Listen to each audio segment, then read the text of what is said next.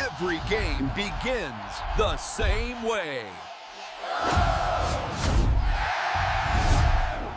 Hey, O's Nation.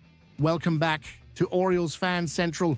I am your voice, your insider, and your partner on this journey to World Series glory. Before we dive deep into this explosive news, shaking up the back offices at Camden Yards, I need you to subscribe to the channel right now. Hit that notification bell. We are covering every pitch, every trade, and every hot rumor, and you do not want to be the last to know what Mike Elias and the front office are planning. Done?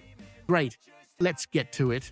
This week, the baseball world stopped with an aggressive and, for many, painful move coming out of Baltimore. On Tuesday, we confirmed that the Baltimore Orioles sent our elite young arm, Grayson Rodriguez, to the Los Angeles Angels. In return, we received outfielder Taylor Ward. Let's analyze this coldly.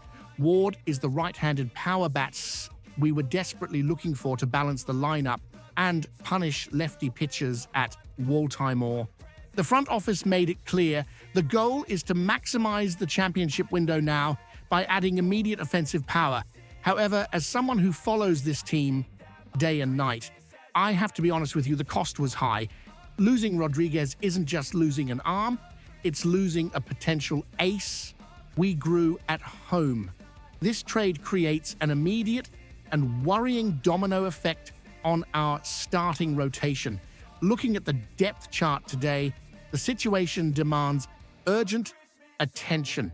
We have Kyle Bradish and Dean Kremer confirmed alongside Trevor Rogers, who desperately needs to prove his worth after a shaky season.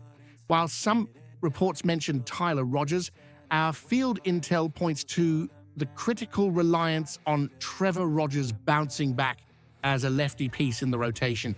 Although we have young talent knocking on the door in the minor leagues, we cannot enter an all-or-nothing season depending solely on untested prospects or arms returning from injury.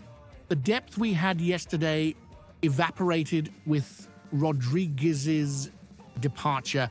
The strategic reality is that the Baltimore Orioles have put themselves in a position where they must spend or trade again. You cannot trade a number 2 or 3 starter for a bat and not fill that gap on the mound. The offense might have gotten scarier with Ward protecting Gunnar Henderson and Adley Rutschman, but run prevention is what sustains October campaigns. The pressure now falls entirely on Mike Elias' shoulders to find a battle-tested veteran arm who can eat innings and keep the ball in the park. The fan base is anxious, and rightly so. We are vulnerable on the mound, and our AL East rivals know it.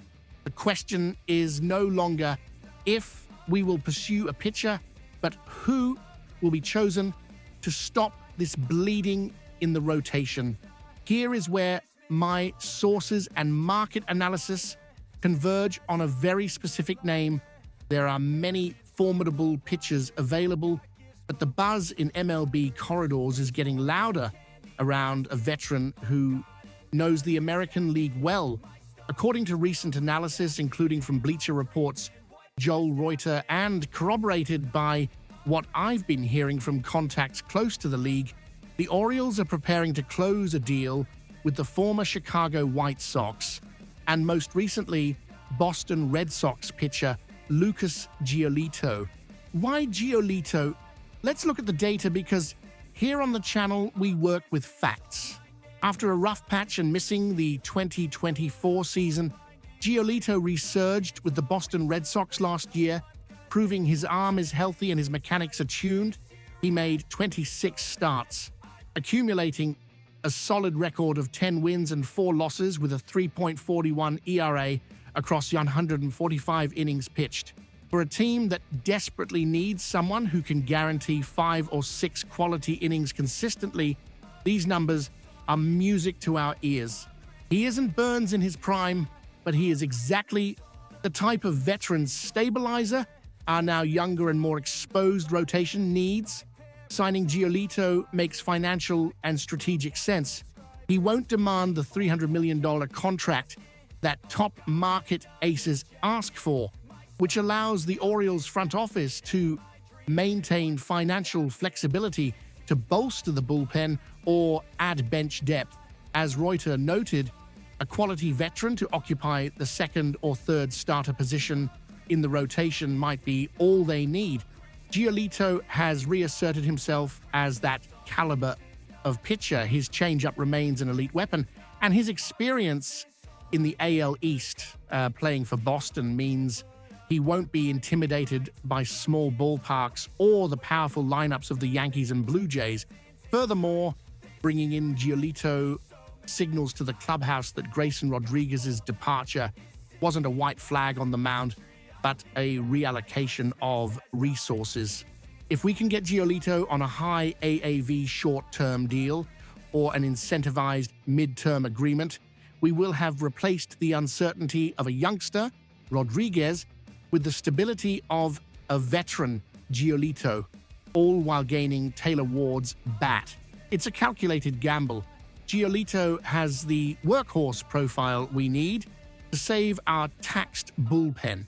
If he can replicate the form he showed in Boston with an ERA in the 340s, the Orioles will undoubtedly be positioned as favorites again. In summary, Mike Elias' strategy is clear but risky. Sacrifice the future ceiling of the mound, Rodriguez, for immediate power at the plate, Ward, and attempt to patch the rotation with the experience and cost-effectiveness of Lucas Giolito. Giolito brings stability and a recent track record of recovery that inspires confidence, being the ideal piece to act as the number 3 in the rotation without breaking the club's budget. Now, I want to hear from you, the fans. Do you think the Grayson Rodriguez trade was worth it for the arrival of Taylor Ward? And is Lucas Giolito the right name to trust our playoff hopes with, or should we have gone after a bigger fish? Leave your opinion in the comments below. I want to read every single one of them. Don't forget to like the video and share it with your Birdland family. Stay tuned here at Orioles Fan Central for quick and in-depth analysis. See you next time.